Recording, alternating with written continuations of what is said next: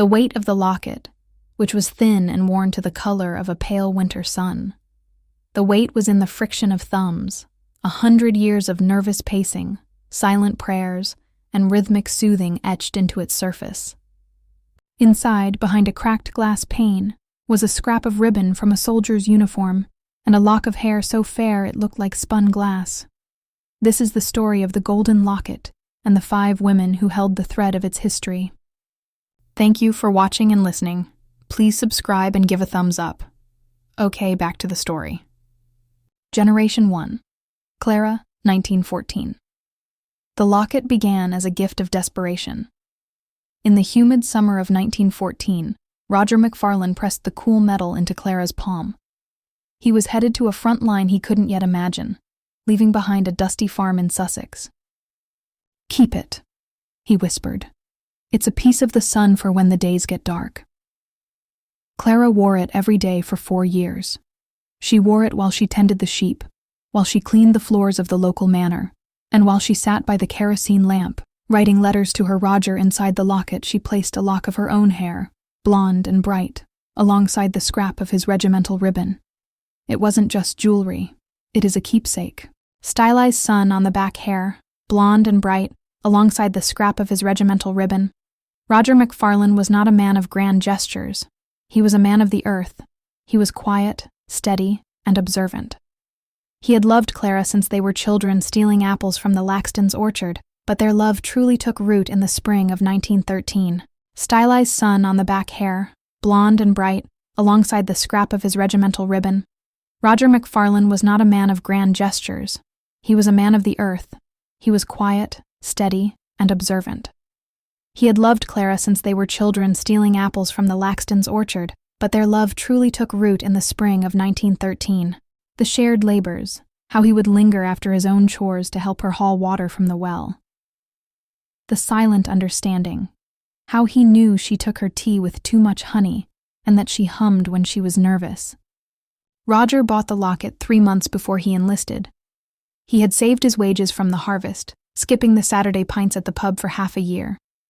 He chose it at a jeweler's shop in Brighton because it looked solid, like something that could weather a storm. He had it engraved with a tiny stylized sun on the back, a private joke because he called her his daylight. When Roger went off to war, he didn't know that Clara was pregnant. But the transition from the golden fields to the gray mire of the Western Front was a shock to Roger's soul. In the trenches, time didn't move in hours. It moved in the rhythmic thud of artillery and the scratch of a pencil on damp paper. Roger wrote to Clara every chance he got. He wrote on the backs of cigarette rations and scraps of newspaper. "The mud here is hungry, Clara. It swallows boots and wheels.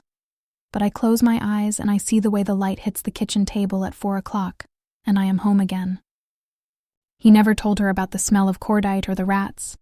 He only told her about the locket, how he hoped she was wearing it, how it was the North Star that would guide him back to the farm. France, the 14th of November, 1915. It's 8:59 a.m. The events about to be told are to the best of my knowledge. Acting Sergeant Major Thomas E. Harvey.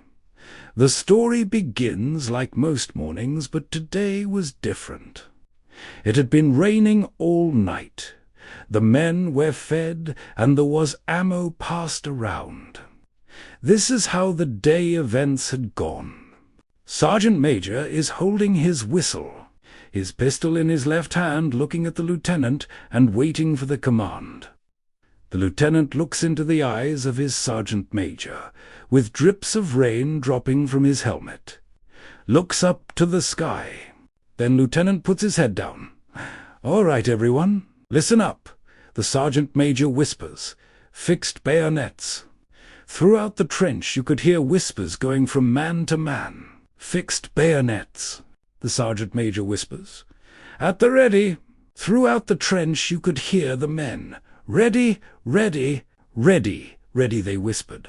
The lieutenant is looking at his watch, then gives a nod. You could hear the whistles. A flare exploded above us. We moved to the top, and 400 men came up and out of the trenches. I don't think we made it 10 feet. Then there was a thud. Jenkins. Damn it, Jenkins, where are you? He was right beside me then. Then he wasn't. I just kept moving forward. Smoke all around. Tommy just dropped to the left of me. Tommy got up and was looking around, then turned. Sergeant Major yelling, "Keep moving forward!" Tommy was missing his arm. He turned and was moving forward. Tommy was talking to himself. "Sergeant Major!" I can't find my rifle. Roger yelling, "Come here, Tommy!" Roger reaches up, pulls him down. Roger could feel heat on his back. "Okay, Tommy, let's look at you. Hey, you don't look all that bad." Clearly, Tommy was in shock. "Okay, the bleeding has stopped. And damn it, Tommy, stay here." As Roger was about to move, Tommy reached up with his good hand, said, "Thank you, mate." Roger braved a curtain of fire to pull 2 of his wounded comrades to the security of a dugout. He was returning to the line to assist a 3rd man. Then the whizzing noise was all around, sounded like bees. There was a thud. Then a boom. More smoke and men screaming, "I'm hit! Help me!" Just to the right, Skip was screaming, "Please! Someone help me, please! Hang on, Skip, I'm coming to you. Just hold on." I see Skip reaching. The morning push in no man's land ended in a chaotic retreat. "Got you, Skip. Hold on, buddy." "Okay, Roger. Tell me, how does it look, and be straight." "Skip, let me get you to Tommy. Then we can look." Roger wraps around Skip's waist. Then he feels a burn in his left leg. He drops to his one knee. "Skip, let's go. We need to get you back." "Roger, are you okay?" "Yes, let's go." They both stand up. We are now moving to the dugout. "Okay, Skip, watch over Tommy, and Tommy, you better watch Skip." "Okay, guys, I'll be right back. Hold tight." Roger sees Jack. He looks hurt bad. "Damn it, hold on, Jack. Stay there." Roger feels a burning sensation on his right side. Jack looks up. "Hey, are you okay?" "Hey, Jack, you want to talk or get out of here?" "You know, Jack, you won't believe it. I have Tommy and Skip right over there safe. That's where we are going." "Okay, Roger." The sky was the color of a bruised plum. A shell burst too close. I don't know what is happening to me. I feel like I'm flying. I don't see Jack. He was just right there. Then it all went silent. It's dark, but it was morning when we charged. With smoke-filled air, I am trying to look around, thinking to myself, who is screaming? "Hold on, I will get to you. Just hold on." I realize my ears are ringing. Then it hits me. It's me. I can't see my legs. Roger fell into a shell crater, his legs pinned under a slurry of freezing mud and shattered timber. The moaning and screaming faded away through the day for hours. He lay there as the sun tracked slowly across a sky he could only see in fragments between the clouds of smoke. The pain was a roar at first, then a dull, cold hum. Instead, he drifted. In those final hours, he wasn't a soldier. He wasn't a number in a ledger. He was back in Sussex. He could feel the prickly heat of the July sun on his neck. He could hear Clara laughing as she tripped over a tree root. He focused on the image of the locket resting against her skin. He imagined the metal warming up, absorbing her heartbeat. His last conscious thought wasn't of the war.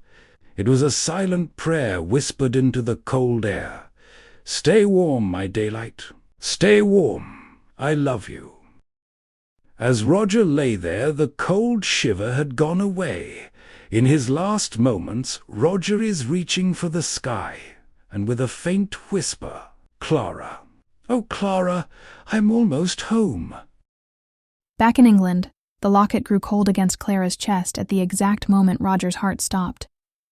She didn't know it yet, but she felt a sudden, inexplicable shiver that no fire could warm. When the letter finally came, not from Roger, but from the War Office.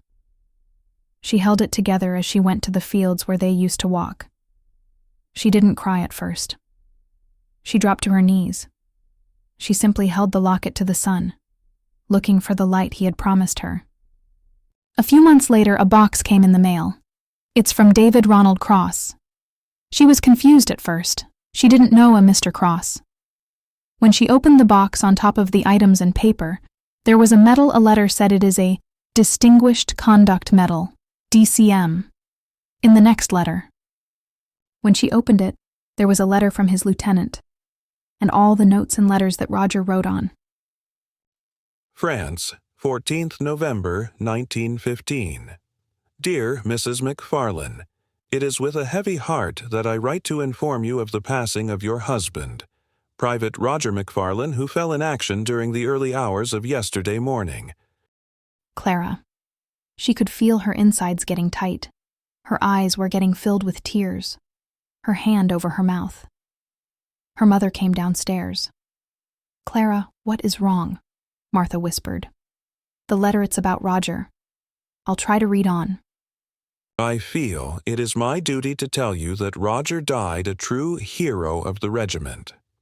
During a particularly heavy bombardment of our sector, our forward trench took a direct hit. Without a thought for his own safety, Roger braved a curtain of fire to pull 2 of his wounded comrades to the security of a dugout. He was returning to the line to assist a 3rd man when he was struck. I can assure you that he did not suffer. He was held in the highest regard by every man in this company. His courage was a constant source of strength to us all in these trying times. Martha held Clara tighter. Clara. He was strong and brave. Mom, please read the rest. I just can't. Sure, honey. While words are a poor substitute for the loss of such a fine young man, I hope you find some small comfort in knowing that he died, ensuring others might live. He will be buried with full honors behind the lines, and his resting place will be marked. With deepest sympathy, Cross, Lieutenant David Ronald, 16th Lancers. Clara gripping her hands, holding the paper and whispering, My dearest Roger, I wish you would have known I am pregnant. Our child is coming soon. And Roger, if it is a girl, I will name her after your mother. If it is a boy, I will name him after you. I love you. I miss you so much. Tears running down her face. It was then she realized the locket wasn't a map back to him. It was a vessel for the love he had left behind. Generation 2, Mary, 1942. By the time the locket reached Clara's daughter, Mary, the world was on fire again. Mary was a nurse in London, living through the Blitz. The locket lived under her starched white collar, a secret weight against her collarbone. For Mary, the locket wasn't a romantic heirloom. It was a heavy, cold reminder of a father she only knew through fading photographs and her mother's silent weeping. In 1942, London was a city of grit and shadows, and Mary wore the locket tucked beneath her nurse's tunic. Not for luck, but because it was the only thing she owned that felt unbreakable. Mary hadn't found her calling in nursing. She had been drafted into the chaos by necessity. Every night the air raid sirens would wail, a sound that crawled up her spine like a spider, and she would have to stand her ground while everyone else ran for the tube stations. The bombs didn't just break buildings, they broke the spirit. She remembered the boy first, a 7-year-old named Alfie, pulled from a collapsed tenement in Stepney. He wasn't crying. He was too shocked for tears, his face a mask of white plaster dust. As she bandaged his small, shaking hands, she felt the locket swing against her chest. "Is that a magic charm, sister?" the boy whispered. "It's a piece of the sun," Mary replied, echoing her father's words without even realizing it. She let him hold the cool metal for a moment, and for the first time that night, his breathing slowed.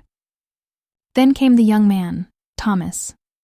He was a volunteer firefighter, his face streaked with soot, and his hands burned from pulling incendiaries off rooftops. They met in the wreckage of a church basement during the worst of the Little Blitz. The walls were groaning, and the dust was so thick they had to breathe through wet rags. Thomas was pinning a bandage to a woman's leg, his hands shaking from exhaustion. Mary reached out, placing her steady hand over his. "Breathe," she commanded. "Just breathe."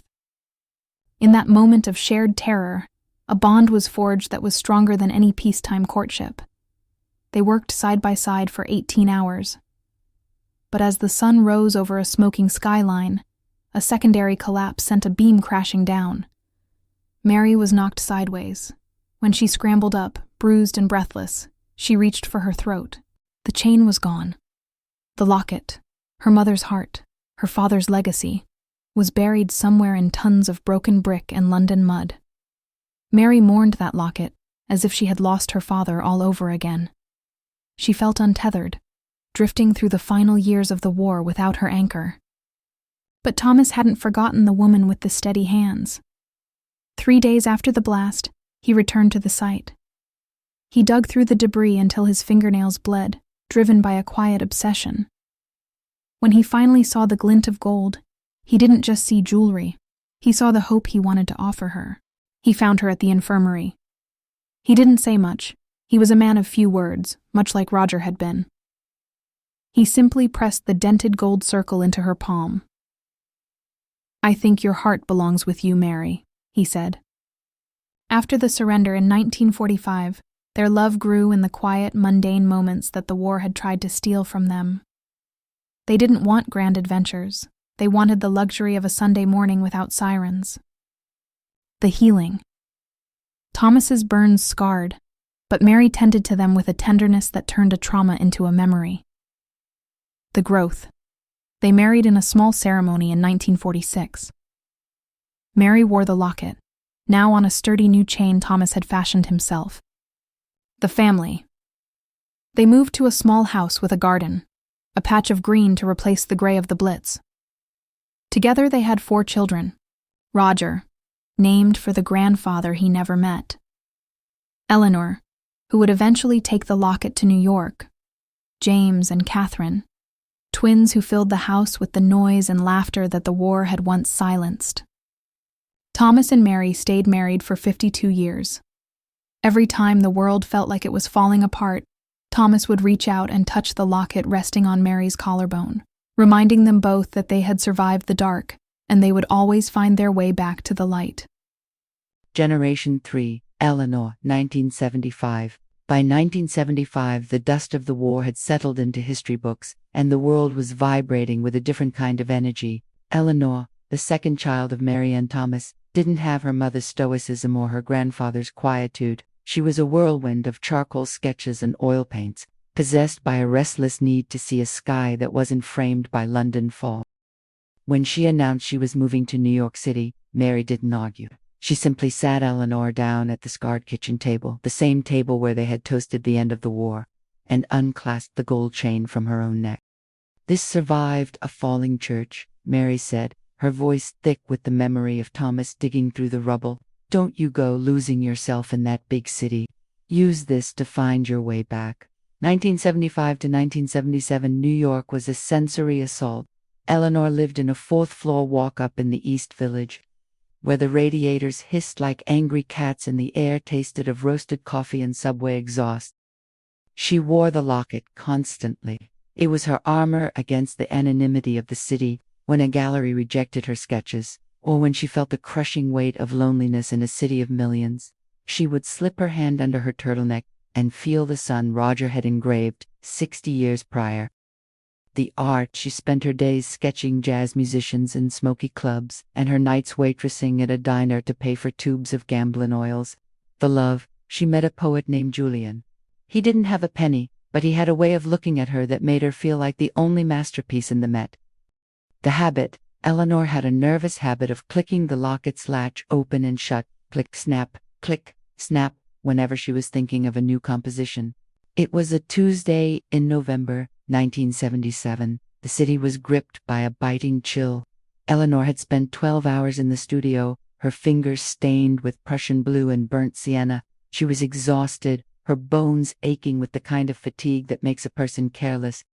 She headed to the Suds and Duds laundromat on 2nd Avenue. The air inside was thick with the scent of cheap detergent and bleach because she was wearing a heavy, oversized wool sweater that kept catching on the delicate gold links. She unhooked the locket. She wrapped it carefully in a small, embroidered silk pouch, a gift from her sister Catherine, and tucked it into the pocket of her coat, which she draped over a folding table. The dryer buzzed a harsh, jarring sound. A scuffle broke out near the door between two men over a lost quarter. In the distraction, Eleanor gathered her warm towels, shoved them into her bag, and grabbed her coat. She was halfway down the block when she reached into her pocket to feel for the silk pouch. Her fingers met nothing but lint. The panic was instantaneous. It wasn't a sharp pain, but a cold, hollow vacuum opening up in her chest. She sprinted back to the laundromat, her boots sliding on the icy pavement. She tore through the folding area. She looked under the heavy industrial washers. She begged the owner, a man with a cigar clamped in his teeth, to check the trash. "Lady, 100 people been through here in the last 10 minutes, he said, not unkindly. "If it hit the floor, it's gone." Eleanor stayed until the neon open sign flickered off at midnight. She sat on the curb in the dark, the New York wind whipping her hair across her face. "I lost it," she whispered into the cold. "I lost the sun." The heartbreak wasn't just for the gold. It was the feeling that she had failed her mother, her grandmother, and the soldier who had died in the mud. She felt like the chain of her family's story had been cut, leaving her floating, disconnected, in a city that didn't know her name. For months afterward, she couldn't paint. She never told Mary. When she called home to London, she lied, saying the locket was tucked safely under her sweater, while in reality, her neck felt devastatingly light. Generation 4. The silence between 1977 and 1997 was a long, hollow ache for Eleanor. She had built a life in New York, married a kind man named David, and raised a daughter, Sarah. But every time she looked at the old photographs of her grandmother Mary, or thought of the grandfather who died in the mud of France, she felt a phantom weight around her neck. She never told Sarah the truth until the girl was 20 years old. It came out over a box of old letters on a rainy Sunday in their Brooklyn apartment.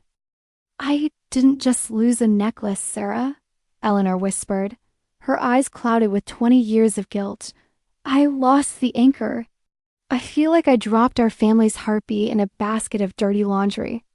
Sarah was a creature of the 90s grunge flannel, combat boots, and a stubborn streak that she definitely inherited from her grandmother Mary. She didn't believe in lost causes.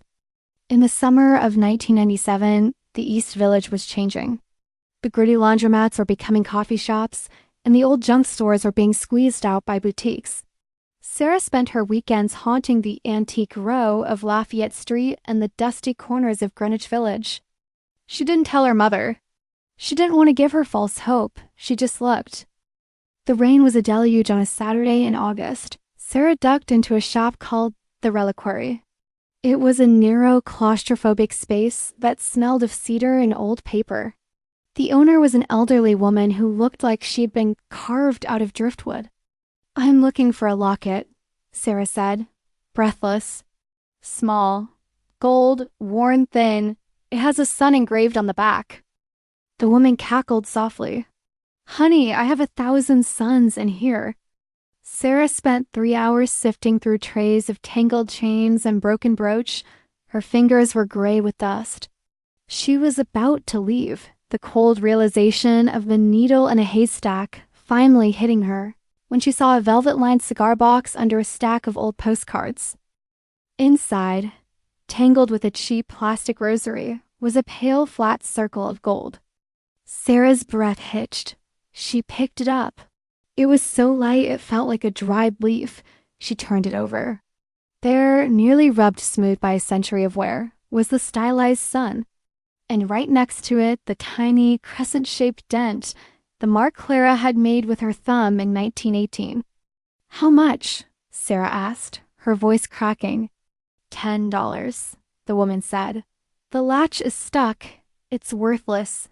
Worthless. Sarah almost laughed. She paid the $10 and ran all the way to Brooklyn, the locket clutched so tight in her fist, it left a mark.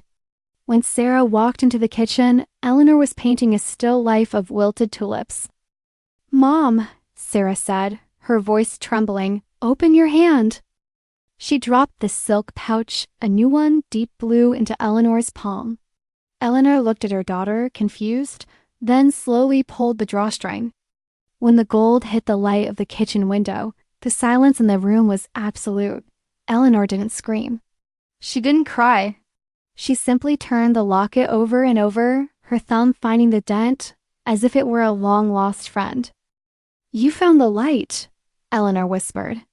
With a pair of fine tweezers and a drop of oil, they worked together to pry the stuck latch open. The ribbon, it had turned into a brittle gray thread, but it was there. The hair, Roger's wife's hair, still shimmering like spun glass. The lost years were over. The locket hadn't just survived the war and the Blitz. It had survived the indifference of a city of 8 million people. It had sat in a cigar box for 20 years, waiting for a McFarlane woman to come back for it. Generation 5. Maya, present day. The year is 2026, and the evening air in London is crisp, carrying the scent of rain and blooming jasmine from the small garden terrace. Inside the flat, the light is warm, casting long, amber shadows across a wooden table that has seen its own share of history. Maya sits with her 7-year-old daughter, Ilara. Between them lies a small velvet cloth, and upon it, the locket. In the soft light, the gold doesn't look like jewelry anymore. It looks like a living thing, scarred and smoothed by a century of skin. "Is it magic, Mama?" Ilara whispers, her finger hovering just an inch above the metal.